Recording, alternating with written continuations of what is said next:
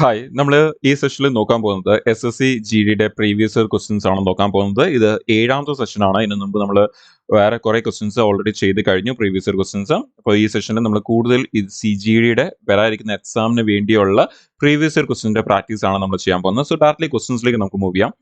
So ആദ്യത്തെ question നമ്മുടെ മുമ്പിലുണ്ട്. LCM HCFന്റെ ക്വസ്റ്റ്യൻ ആണ് നമുക്ക് തന്നിരിക്കുന്നത്. The LCM of two numbers is 15 times there HCF എന്ന് പറയുന്നുണ്ട്. അപ്പൊ നമ്മുടെ ഒരു രണ്ട് നമ്പേഴ്സിന്റെ LCM എന്ന് പറയുന്നത് 15 ടൈംസ് ഓഫ് HCF ആണ് എന്ന് പറഞ്ഞിട്ടുണ്ട്. The sum of the LCM and HCF is 112 എന്നും പറയുന്നുണ്ട്. സോ LCM പ്ലസ് HCF എന്ന് പറയുന്നത് 112 ആണ്, 112 ആണ് എന്നുള്ളത് പറയുന്നുണ്ട്. If one of the number is 49 then the other number is എന്നാണ് ചോദിക്കുന്നത്. അപ്പൊ നമുക്ക് ഇവിടുന്ന് ഈ ഒരു LCMന്റെ വാല്യൂ ഇതിലേക്ക് സബ്സ്റ്റിറ്റ്യൂട്ട് ചെയ്യുകയാണെങ്കിൽ നമുക്ക് ഇവിടുന്ന് 15 HCF ഇവിടെ സബ്സ്റ്റിറ്റ്യൂട്ട് ചെയ്താൽ നമുക്ക് ഇവിടെ മൊത്തം 16 HCF എന്ന് വരും. സോ 16 HCF ഈക്വൽ ടു 112 എന്ന് വരും. സോ നമുക്ക് ഇവിടുന്ന് ഈ ഒരു 16ഉം 112 കൂടി ക്യാൻസൽ ചെയ്യുകയാണെങ്കിൽ നമുക്ക് 7 ടൈംസ് പോകും.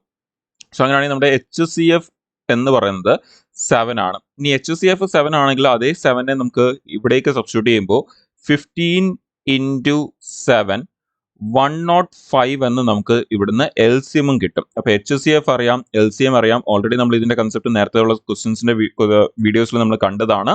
രണ്ട് നമ്പേഴ്സിന്റെ പ്രോഡക്റ്റ് എന്ന് പറയുന്നത് എന്തിന് ഈക്വൽ ആയിരിക്കും? നമ്മുടെ ആ നമ്പേഴ്സിന് തന്നെ HCFന്റെയും LCMന്റെയും പ്രോഡക്റ്റിന് ഈക്വൽ ആയിരിക്കും. അങ്ങനെയാണെങ്കിൽ ഒരു നമ്പർ നമുക്ക് 49 ആണെന്ന് അറിയാം, മറ്റേ നമ്പർ നമുക്ക് കണ്ടുപിടിക്കണം. അതുപോലെ HCF എന്ന് പറയുന്നത് 7 ആണെന്ന് നമുക്ക് അറിയാം, ആൻഡ് LCM എന്ന് പറയുന്നത് 105 ആണെന്നും നമുക്കറിയാം. അങ്ങനെയാണെങ്കിൽ 7ന്റെ സ്ക്വയർ ആണ് 49. സോ ഇവിടെ 49 എന്ന് പറയുമ്പോൾ 2 7. സോ ഇവിടെ നിന്ന് ഒരു 7 ക്യാൻസൽ, ആൻഡ് 105 ഒരു 7 ക്യാൻസൽ ചെയ്ത് കഴിഞ്ഞാൽ നമുക്ക് അവിടെ നിന്ന് ബാക്കി വരുന്നത് 15 എന്നാണ് വരുന്നത്. 15 ഇൻറ്റു 7 ആണ് 105 എന്ന് പറയുന്നത്. അങ്ങനെയാണെങ്കിൽ നമ്മുടെ ആ രണ്ടാമത്തെ നമ്പർ അല്ലെങ്കിൽ ആ സെക്കൻഡ് നമ്പർ എന്ന് പറയുന്നത് 15 ആണ്. സോ ഓപ്ഷനിലേക്ക് വരുമ്പോൾ ഓപ്ഷൻ ഡി 15 ആണ് നമ്മുടെ ആൻസർ. ക്ലിയർ? അടുത്ത ക്വസ്റ്റിലേക്ക് പോവാം. അടുത്തതും അഗെയിൻ ഒരു HCF LCMന്റെ ക്വസ്റ്റ്യൻ തന്നെയാണ് ചോദിച്ചിരുന്നത്. നമ്മുടെ GDയുടെ ചില ഷിഫ്റ്റുകളിൽ ഒരു ടോപ്പിക്കിൽ നിന്ന് തന്നെ ഒന്നീ കൂടുതൽ ക്വസ്റ്റ്യൻസ് നമുക്ക് വന്നിട്ടുണ്ട്. കുറച്ച് എക്സാക്ട് ഓർഡർ ഫോളോ ചെയ്യാതാണ് ക്വസ്റ്റ്യൻസ് വന്നിരിക്കുന്നത് നമ്മുടെ പ്രീവിയസ് ഇയർ ക്വസ്റ്റ്യൻസ് നോക്കുന്ന സമയത്ത്. സോ ഈ ഒരു ക്വസ്റ്റ്യൻ നമുക്കൊന്ന് അപ്രോച്ച് ചെയ്യാം. ക്വസ്റ്റ്യനിൽ പറയുന്നത് in a circular race of 400 metre in length. അപ്പോൾ നമുക്കൊരു റേസിനെ കുറിച്ചാണ് പറയുന്നത്. അവിടുത്തെ ഡിസ്റ്റൻസ് ആണ് ഈ 400 മീറ്റർ എന്ന് പറയുന്നത്. A and B start at speed of 100 meter per second and 16 meter per second respectively at the same time from the same point. ഇപ്പോൾ രണ്ടുപേരുടെ സ്പീഡിന്റെ കാര്യം ഇവിടെ പറയുന്നുണ്ട്. Speed of A and B given values എന്ന് പറയുന്ന ഒരെണ്ണം 10 മീറ്റർ പെർ സെക്കൻഡും രണ്ടാമത്തത് 16 മീറ്റർ പെർ സെക്കൻഡും ആണ് തന്നിരിക്കുന്നത്. After how much time will they meet for the first time at the starting point when running in the same direction? ഇപ്പൊ നമുക്ക് പറയുന്നത് ഒരു സർക്കുലർ ഗ്രൗണ്ടിൽ ഒരു പോയിന്റിൽ നിന്ന് തന്നെയാണ് അവർ സ്റ്റാർട്ട് ചെയ്യുന്നത്, ഒരേ ഡയറക്ഷനിലാണ് പോകുന്നത്. അങ്ങനെയാണെങ്കിൽ ഇവര് രണ്ടുപേരുടെയും സ്പീഡ് വേറെ ആയിട്ട് കുറേ വട്ടം ഇവർ ഓടി കഴിയുമ്പോഴായിരിക്കും എന്ത് ചെയ്യുന്നത്, ഇവർ ഇതേ സ്റ്റാർട്ടിംഗ് പോയിന്റിൽ ഒരുമിച്ച് വരാൻ പോകുന്നത്. ഒരു വട്ടം ഓടുമ്പോൾ വരത്തില്ല, കുറേ വട്ടം ഓടി കഴിയുമ്പോഴേ വരത്തുള്ളൂ. അങ്ങനെയാണെങ്കിൽ എത്ര ടൈമിന് ശേഷം ആയിരിക്കും അവർ ഇതേ സ്റ്റാർട്ടിംഗ് പോയിന്റിൽ വീണ്ടും മീറ്റ് ചെയ്യുന്നത് എന്നാണ് ചോദിക്കുന്നത്. സോ വളരെ ഈസി ആയിട്ട് തന്നെ കണ്ടുപിടിക്കാൻ പറ്റും. നമുക്ക് ആദ്യം തന്നെ ടൈം ആണ് കണ്ടുപിടിക്കേണ്ടത്. സോ ആദ്യം തന്നെ നമുക്ക് ഇവരുടെ ടൈം വേണം.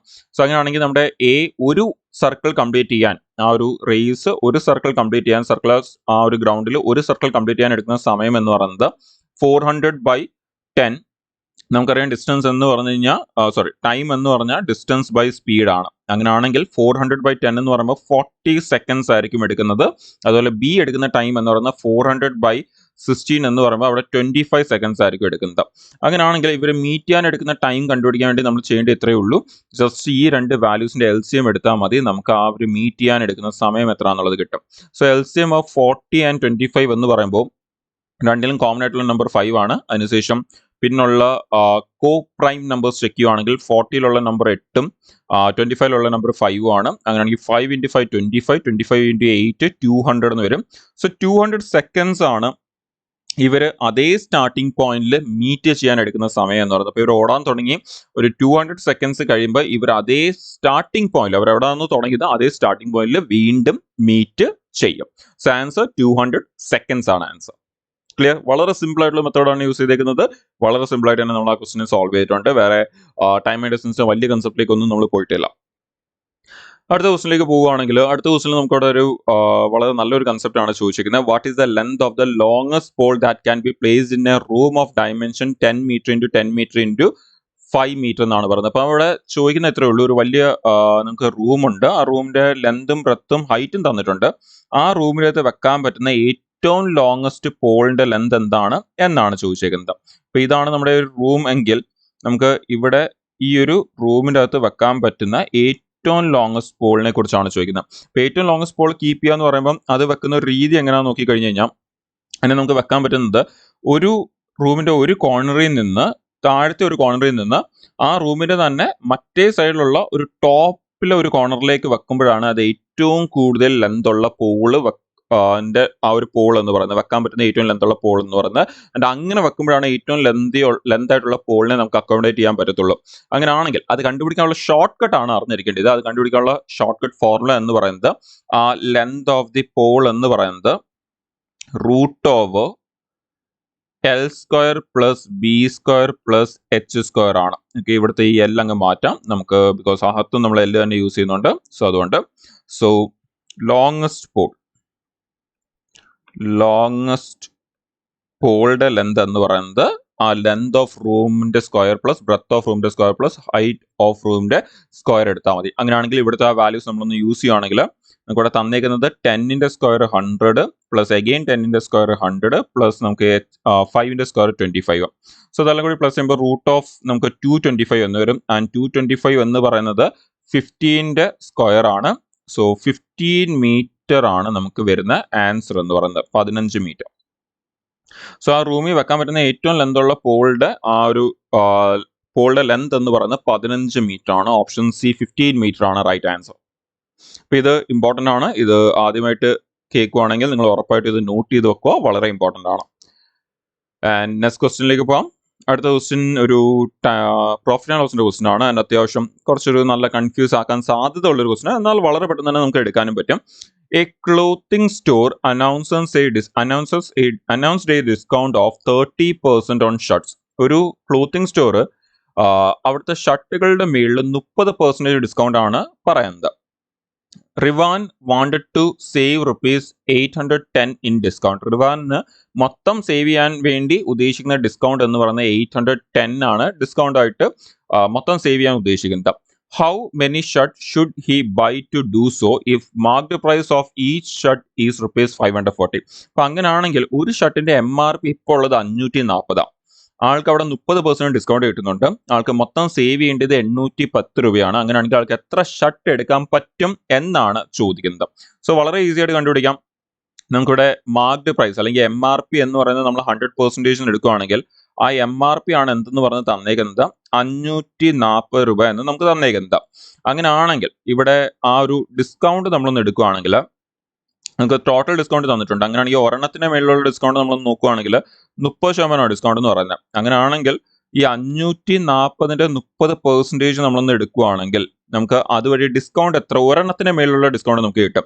ഒരെണ്ണത്തിന്റെ ഫുൾ MRP നമുക്കറിയാം. ഒരെണ്ണത്തിന് മേളിലുള്ള ഡിസ്കൗണ്ട് എത്ര കിട്ടുന്നതോടെ കിട്ടിക്കഴിഞ്ഞ് കഴിഞ്ഞാൽ മൊത്തം ഡിസ്കൗണ്ടും അറിയാം, ഒരെണ്ണത്തിന് മേളിൽ എത്ര ഡിസ്കൗണ്ട് കിട്ടുമെന്ന് അറിയാം. അങ്ങനെയാണെങ്കിൽ പിന്നെ ആ രണ്ടും കൂടി കമ്പയർ ചെയ്യുമ്പോൾ നമുക്ക് മൊത്തം എത്ര എണ്ണം എടുക്കാൻ പറ്റും എന്നുള്ളത് കിട്ടും. അപ്പൊ അങ്ങനെയാണെങ്കിൽ ഇവിടെ നമുക്കിപ്പോൾ നോക്കിക്കഴിഞ്ഞാൽ 100 × 5.4 ആണ് 540 എന്ന് പറയുന്നത്. അങ്ങനെയാണെങ്കിൽ 30 × 5.4 എന്ന് പറയുമ്പോൾ 30 × 5.4 എന്ന് പറയുമ്പോൾ 3 × 54. 3 × 54 എന്ന് പറയുമ്പോൾ 3 × 50 150, 3 × 4 12. സോ 150 12 162 എന്ന് വരും.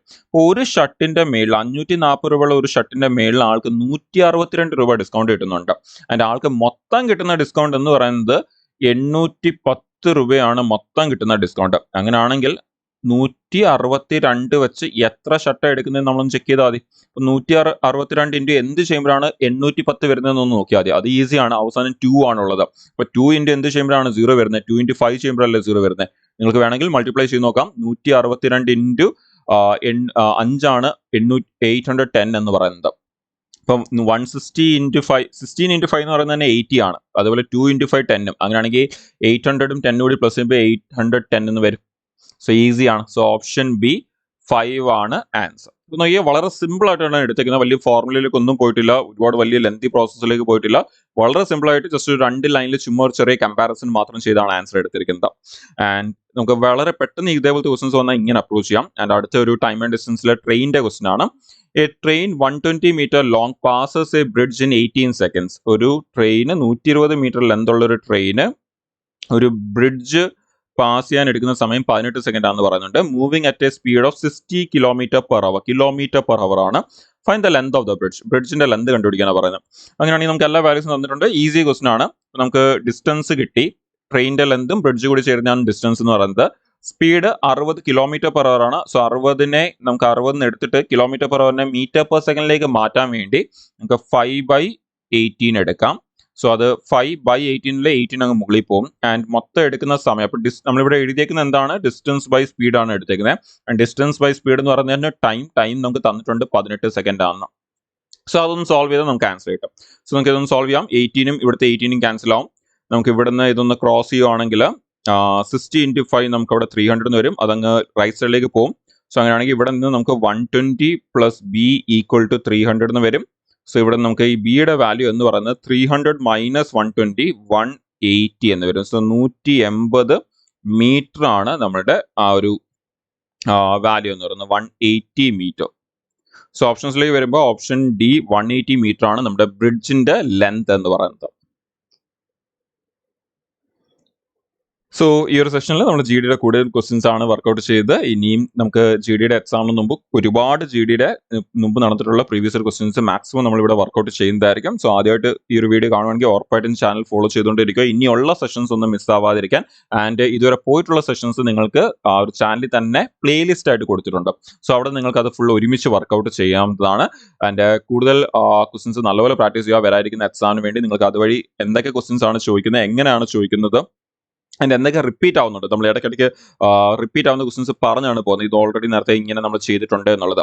അപ്പോൾ എന്തൊക്കെ റിപ്പീറ്റ് ആവുന്നുണ്ട് എന്നുള്ളത് നിങ്ങൾക്ക് മനസ്സിലാക്കാനും അത് കൂടുതൽ ഫോക്കസ് ചെയ്യാനും വരാതിരിക്കുന്ന എക്സാമിന് വേണ്ടി അതൊക്കെ നിങ്ങൾക്ക് ഹെൽപ്പ് ചെയ്യും. സോ നല്ലപോലെ നിങ്ങൾക്ക് എക്സാം എഴുതാൻ പറ്റട്ടെ, നല്ലപോലെ പ്രിപ്പയർ ചെയ്യാൻ പറ്റട്ടെ.